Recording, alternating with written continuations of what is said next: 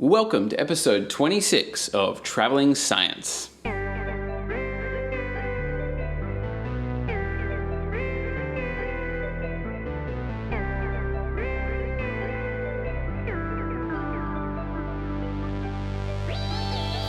G'day legends, welcome back to Travelling Science, the podcast that's sharing science with the world.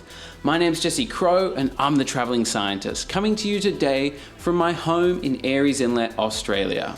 I'm a health science communicator, and on this podcast we interview researchers, doctors and experts, hearing their stories and sharing their ideas that can help us to live smarter, happier and healthier lives. This week's guest is Dr. Eva Lantsoht, a professor of civil engineering in Quito, Ecuador.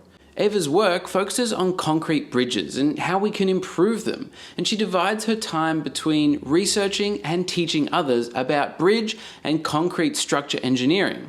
But as well as furthering bridge science, Dr. Lantsoht also hosts the famous PhD Talk podcast, in which her and a co-host talk all about PhDs, sharing advice and stories to help anybody who is undergoing or even considering doing a PhD. Her podcast is such a valuable resource for scientists around the world, and I'm so happy to have her as a guest here on Travelling Science today. During our discussion, Dr. Lantsoht answers questions including why we sacrifice bridges for science, how she became obsessed with engineering, why you should do a PhD, what are the challenges of getting your PhD, and how to start a PhD later in life. And we also discuss things like building bridges, breaking bridges, multilingualism, the benefits of meditation, mental health, tips for PhD students who might be struggling, and Belgian fries. So whether you're interested in engineering, or you want some PhD advice, or even if you're just listening for the hell of it, get excited for a value-packed conversation with the one, the only, Dr. Eva Lantsoht. Eva Lantsoht, welcome to Travelling Science.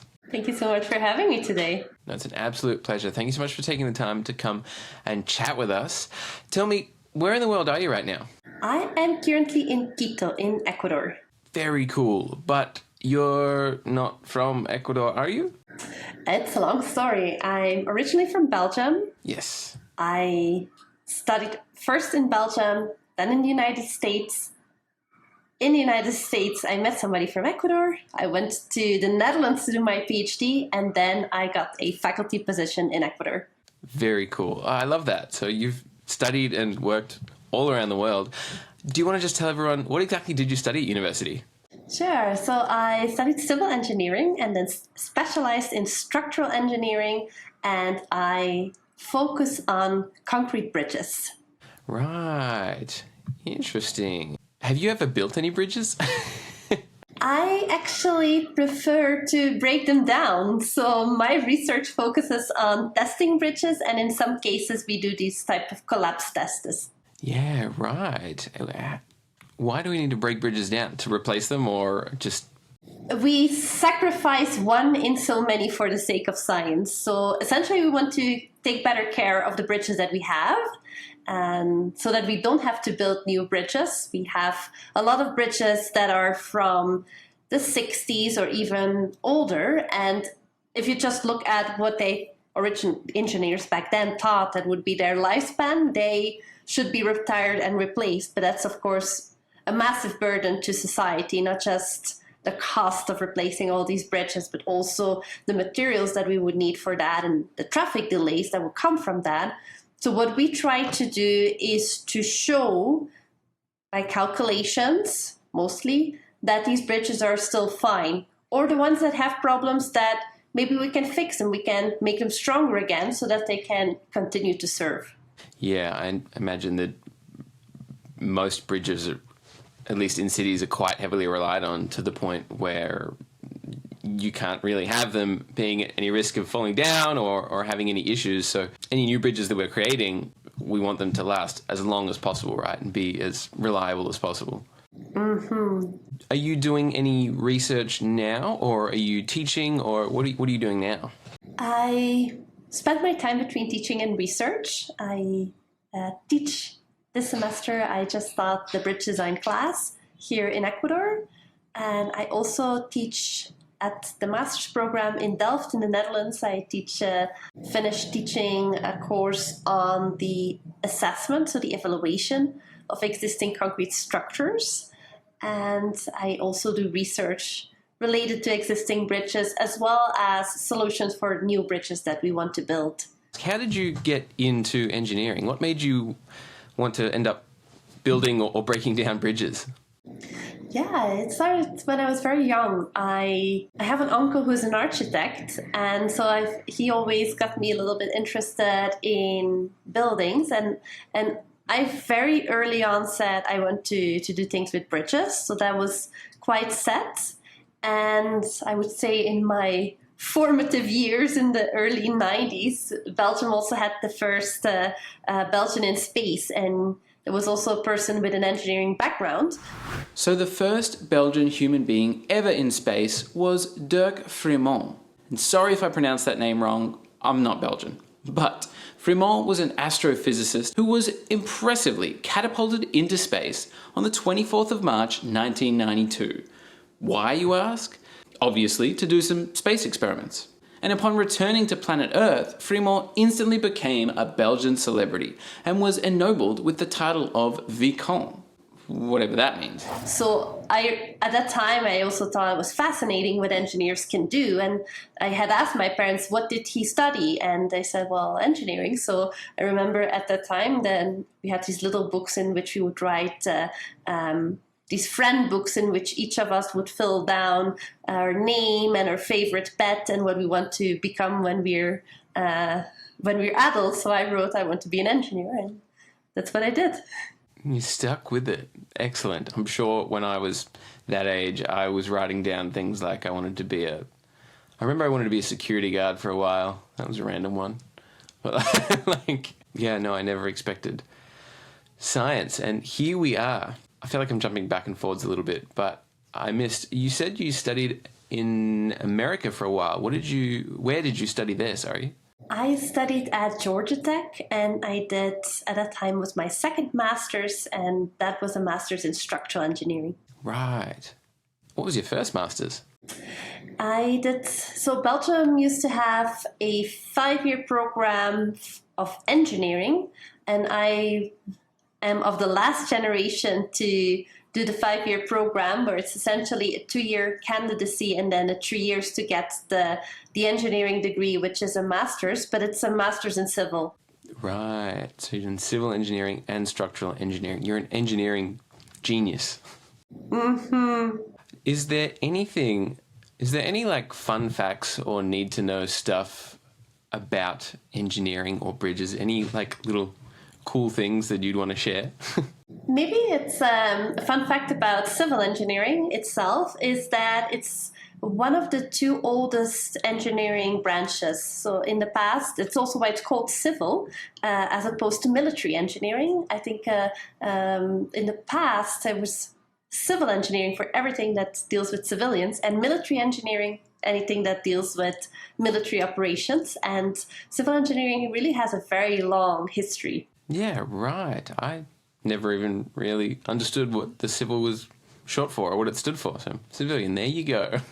Yeah. Do you ever go back to Belgium to see family, or do you do any work there, or not really? Yeah. I don't have any work in Belgium, but I have my family. So when I'm in the Netherlands in the summer, I return. I go visit my family on the weekends. I take advantage of that. Of course. Yeah. Excellent. Eva, as well as researching and teaching engineering and traveling all around the world, you also host a podcast, PhD Talk, which is an incredible resource for anyone who's currently doing or thinking of doing a PhD. Just a quick refresher. PhD stands for Doctor of Philosophy. And I know what you're thinking. Shouldn't it be DPH or DOP? Or maybe it's just because PhD sounds better than DP. It definitely does. Also, PhD comes from the Latin philosophiae doctor, so fair enough. Anyway, a PhD is the highest level of an academic degree, basically meaning that if you get your PhD, then you are an expert in your area of academia. And getting a PhD involves several years of reading, writing, researching, and experimentation.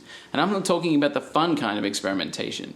You need to produce original research that expands the boundaries of knowledge, resulting in a dissertation, which is roughly 300 pages of detailed writing about your research. Then you have to defend your dissertation against a panel of other experts in that area of academia. So getting a PhD can be pretty challenging, and that's where Eva's podcast comes in handy. Can you tell us a little bit about your podcast? Yeah, so I've had my PhD Talk blog for quite a while, since 2009 actually, and I've always been thinking about, okay, I want to maybe do a podcast as well to have some audio material out there, but it took a long time for the idea to materialize until I thought, well, probably I can co-host with somebody. And I've had various co-hosts, very seasoned so far, both PhD candidates as well as now a faculty member with whom I co-host. And we talk about all topics that can support PhD students. So we tend to alternate between interviews with either current PhD students or people who work with PhD students that have advice for PhD students, and episodes where we give advice or share some of our experiences for current PhD candidates. Very cool. And I think that's super important because, as far as I know, PhDs are extremely challenging and can be very confusing, and you can feel quite alone and isolated. So having a podcast where you focus on talking about these topics and sharing tips and strategies to help people through that is just, it's awesome. And I've been listening to a few episodes and really enjoying learning about, there was one on writing habits, and you've got your Q&A episodes where you just kind of like answer general, frequently asked questions, I suppose. I love it. And Thank you. Maybe I'll just ask a few general questions here. Why does one do a PhD? What's the advantage of getting into a PhD? There are various motivations for doing a PhD. Some people start a PhD because they want to become a professor ultimately, but that may not be a good motivation because very few people actually end up staying in academia for various reasons, and one of them is that there's very few academic positions available. I think I would say the best reason to do a PhD is just the same reason as why you would study the career that you choose or to study the topic that you choose, is because you think something is really fun and interesting. And that is going to be really necessary if you're going to be spending 3, 4, maybe 5 years on one topic. It better is something that you are really excited about to spend the next years looking at. Absolutely. I know I have not done a PhD. I had the opportunity after doing my research project at university, and it sort of finished up, and they said, okay, you're ready to continue this with a PhD. And I looked around at some of the other PhD students in my lab and in the labs around me, and they were all quite stressed, depressed, working super hard, really struggling. They just didn't seem happy, and I wasn't extremely invested in this research. So when they said, Jesse, you're ready to do a PhD, my response was just, no, I'm sorry, I'm not. And so I guess, what are some of the challenges? Why is it such a struggle to get through a PhD? Yeah, that's the $1 million question, of course. And I think it really depends on the person. One of the first reasons is that PhD research is vague in its sense, in itself, that you are looking at a research question that's not answered. You have a long stretch of time, complex methods that you'll be working with. So it's inherent that a lot of the things that you try are not going to work. And that whole learning process can be tedious and frustrating. And that's sort of an inherent part of research itself, which can be difficult to grapple with if you're used to, say, do homework and you know that at the end of a few days you'll get the answer because the homework is designed to get you to the answer. But with research, it's very open, and it can be frustrating if you sometimes, even for me as somebody who's been doing research for many years, sometimes I feel like the answer is there in my head and I can't put it into the right words yet. I can't really solidify it yet, and it can be frustrating.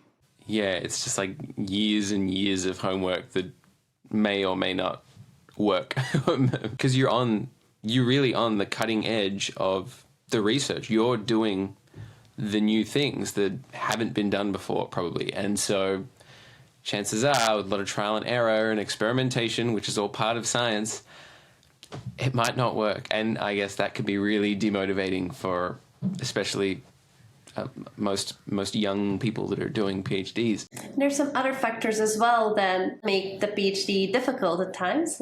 It's just a long stretch of time, the complexity, but also the fact that many times you're the only person in a certain stage of your PhD within a lab, or you're the only person working on a certain topic. So there's this loneliness at times if you're not in a very large lab, or if you're struggling on your own and you're not reaching out to others that may be there to share ideas with.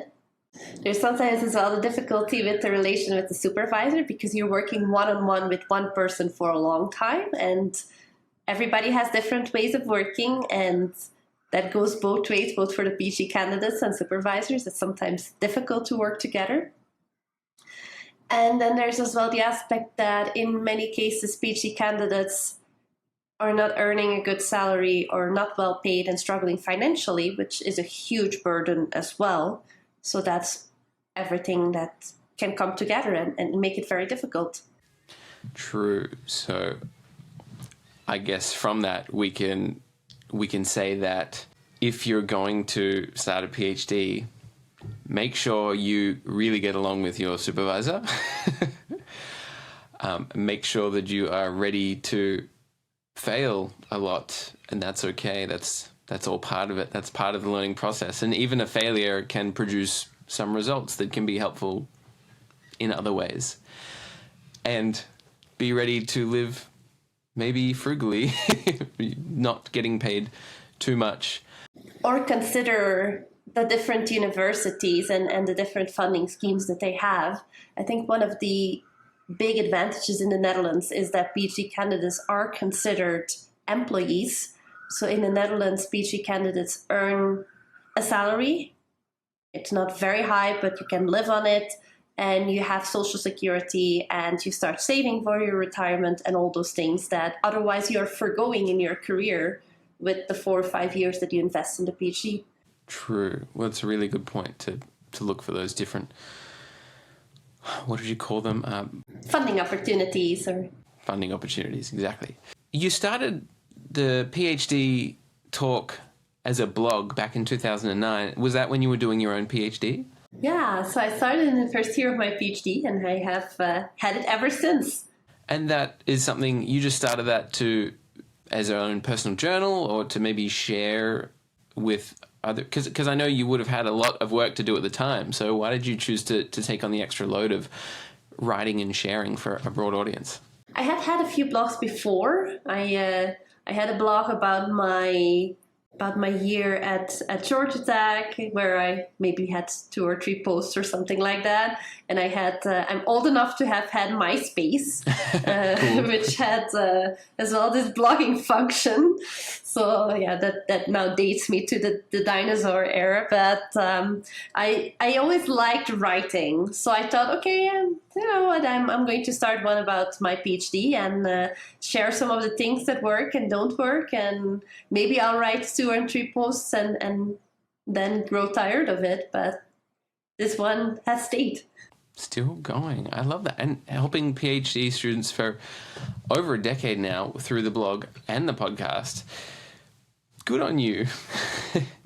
I just wanted to ask you about yourself. What do you do when you're not working, when you're not doing science or podcasting? What do you do in your spare time? So I have a 6-year-old daughter, and that I think parenting is a big chunk of my time between shuttling around the child and picking her up and dropping her off and all those kind of fun things, as well as spending time together. At the moment she's learning to read, so we sit together and practice her words and She likes going, we have a little pool where we live, so she likes going to take a swim, and then those are all things that keep me busy. Lovely. What's her name? Adeline. Adeline. Lovely. Hi, Adeline. Or in Dutch we say Adeline.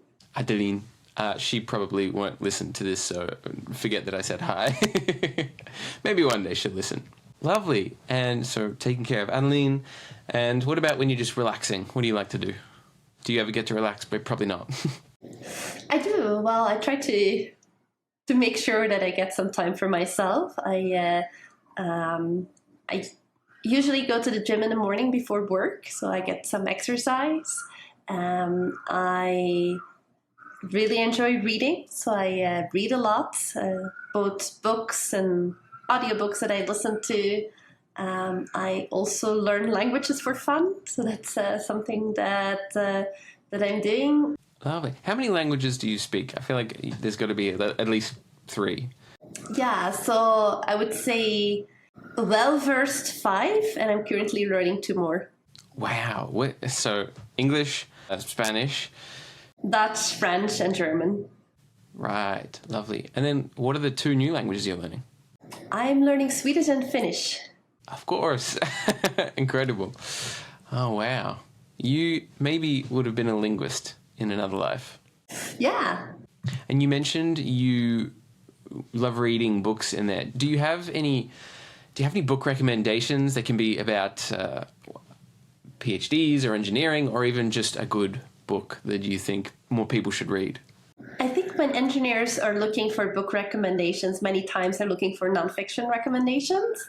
But I do think there's a lot of value in fiction and in learning the stories and the big lessons of life.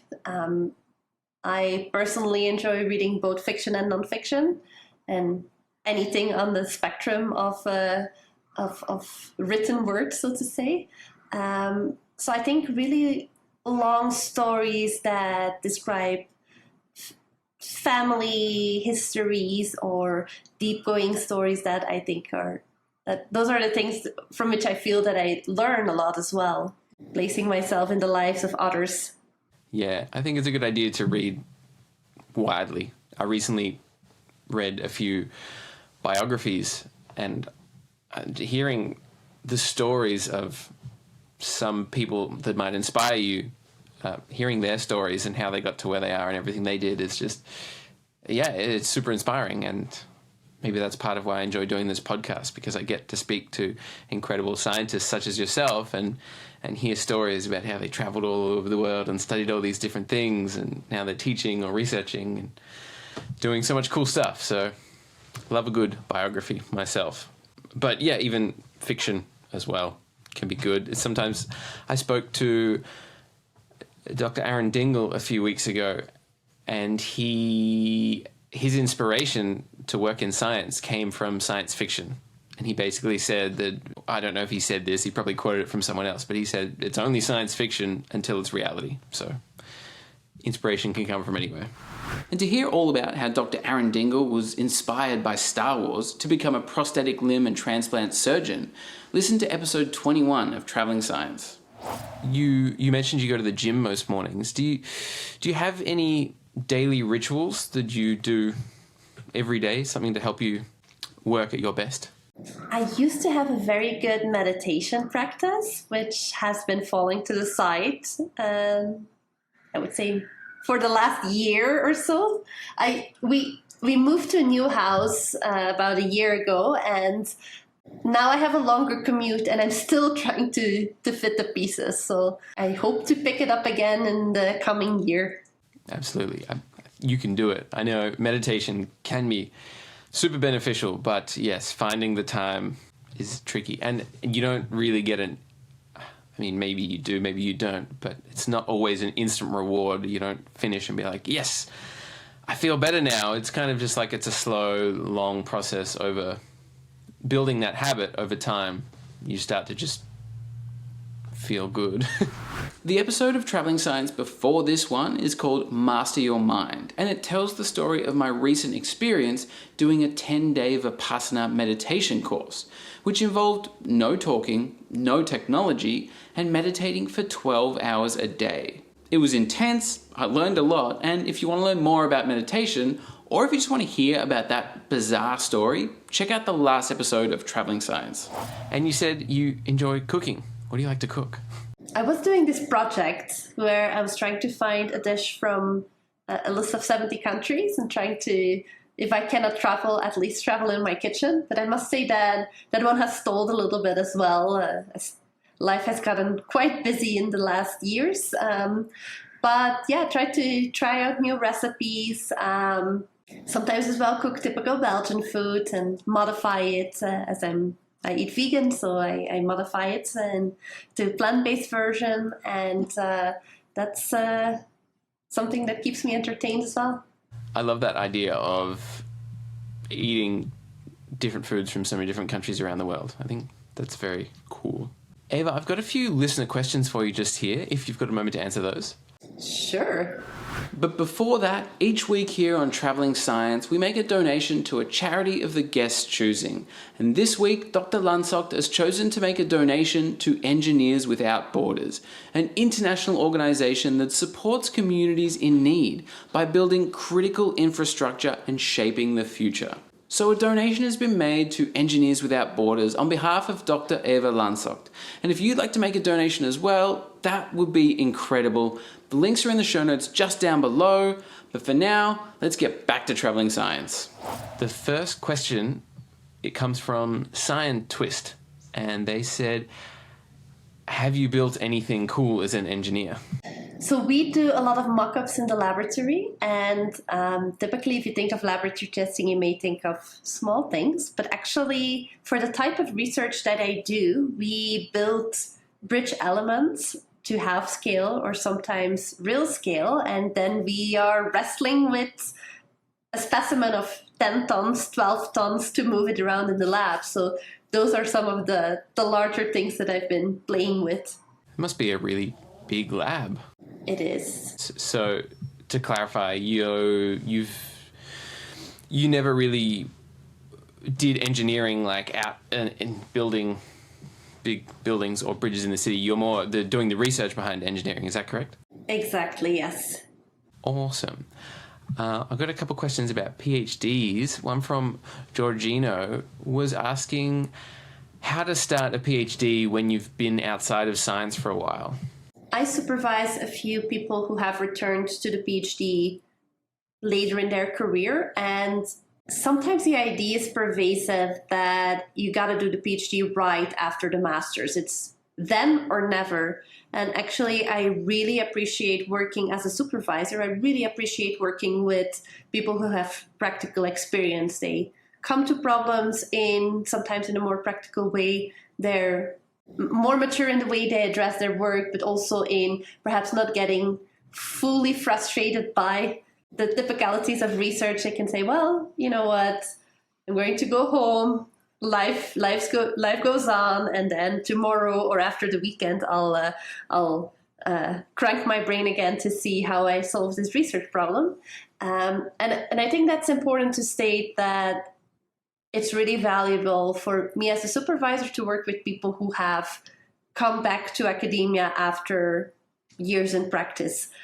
I think a good tip for somebody who is considering that is, first of all, having conversations with your potential future supervisor on what would be expected from you. There's as well the opportunity many times to do the PhD perhaps part-time in such a way that you can still be involved with your company, that you also don't have too much of a drop in earnings. If you are mid-career, then being left without a salary and having to live on a stipend can be very challenging. So there's ways as well to work with mid-career people for doing their PhD. And then really when it comes to the research, it's always good to have an idea on what would be expected from you. What are some of the skills that perhaps are expected that you have and that you didn't learn in your time period? So maybe it's time for you to take a Python programming course, or to learn something about data analysis with some of the more modern techniques. So that's something you can brush up on, and none of that is out of this world. It's something you can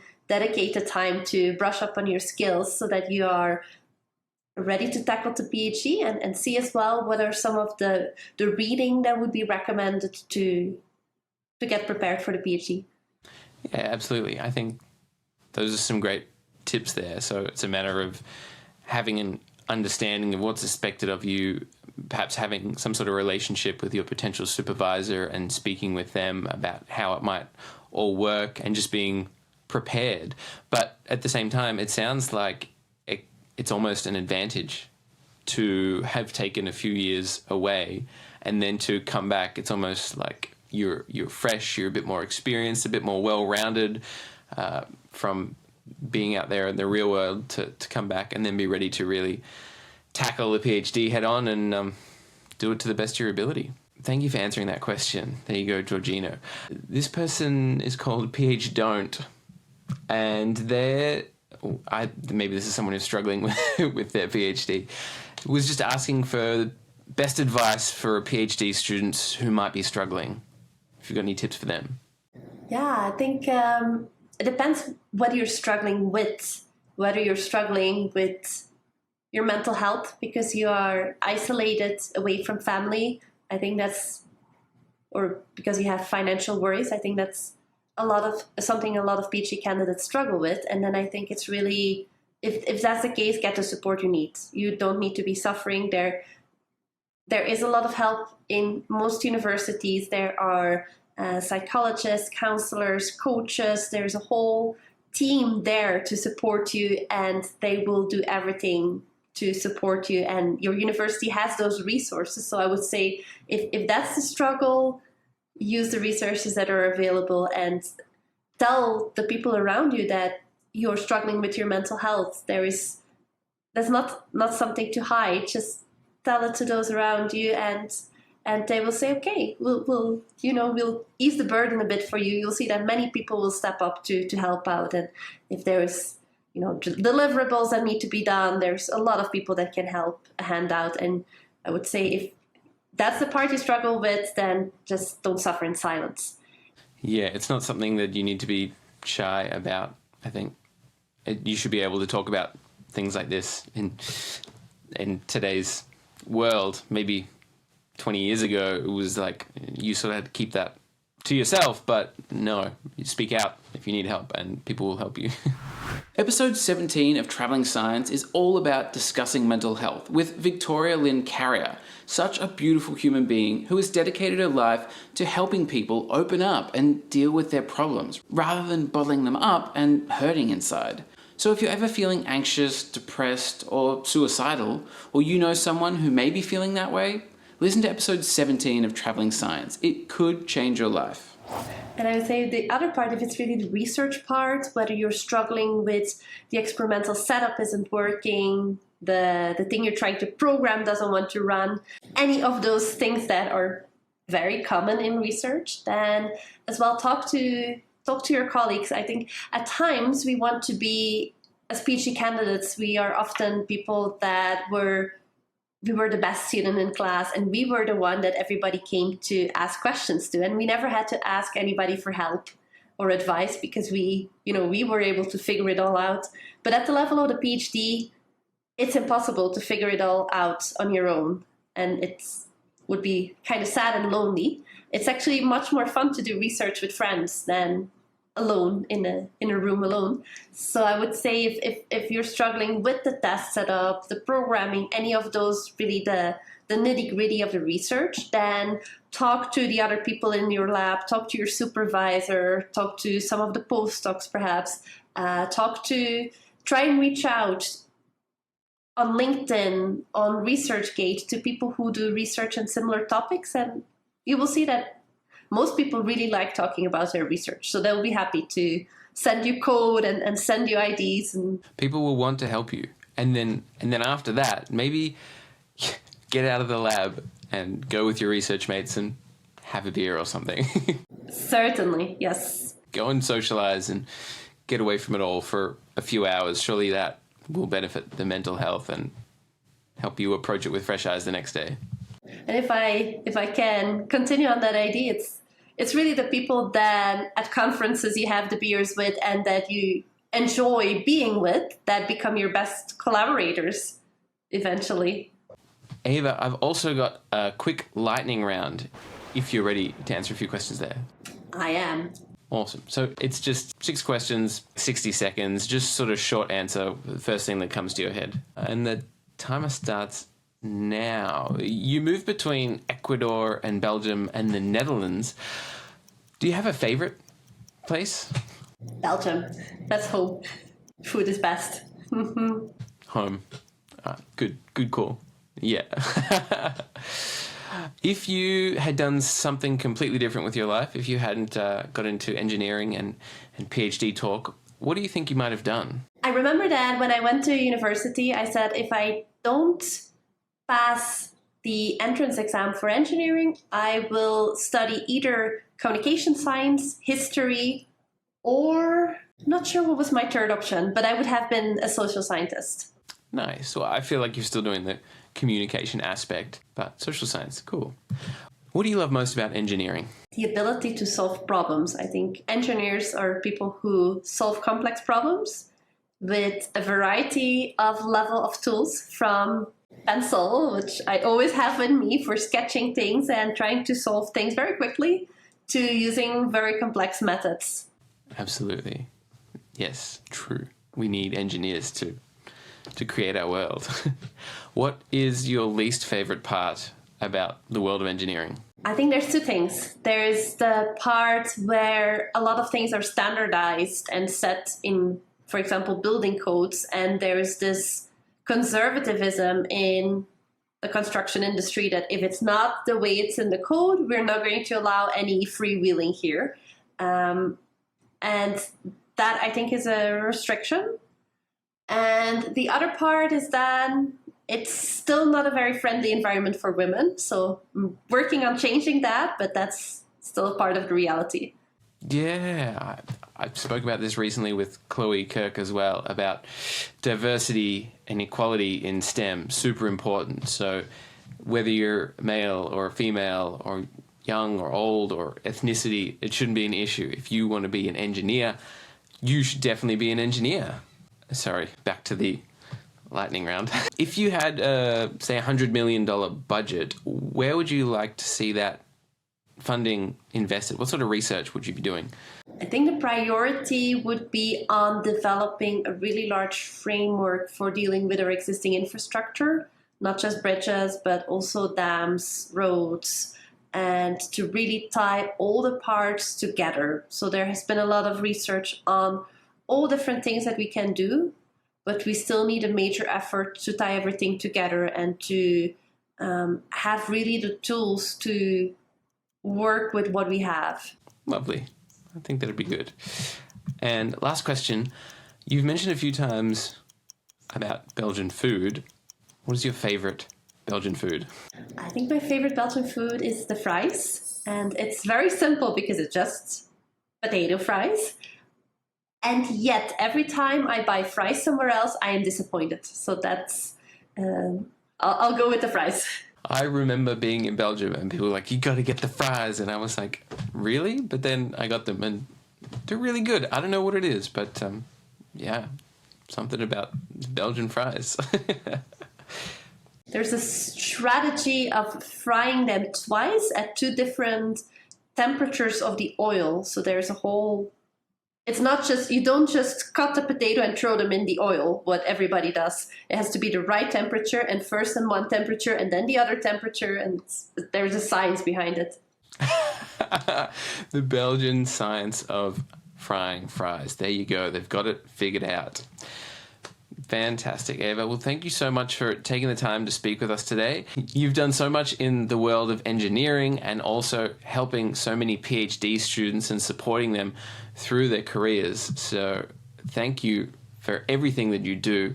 And just to finish off, considering everything we've discussed here today, I wonder if you've got one final piece of advice that you'd like to share with our listeners, perhaps something they could take home and act on to improve their lives in some way. Yeah, I think my main advice, take home message would be to be human. And I say that from the point of what we can do as humans that machines can do. And that would be the creative thinking that I mentioned before, but also to be there with friends and family and spend time with others, not to get, too distracted by our devices or too lonely behind our computers, but really to connect, be human, and enjoy life.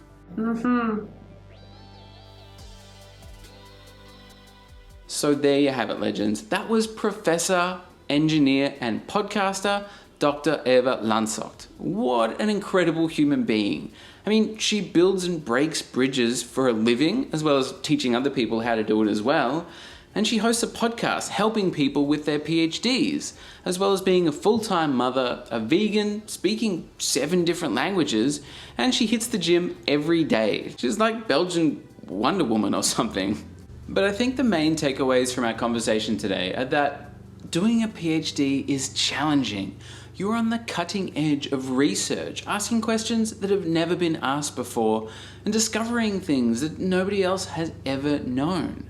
And that can be daunting, it can be difficult, and it can involve a lot of challenges, setbacks, and failures. But it's important to remember that that's all just part of the process. Science was never easy. We don't do it because it's easy. We do it because we're changing the world. We're helping our fellow humans out. And sometimes that's a struggle, but it's the price we pay for doing a PhD.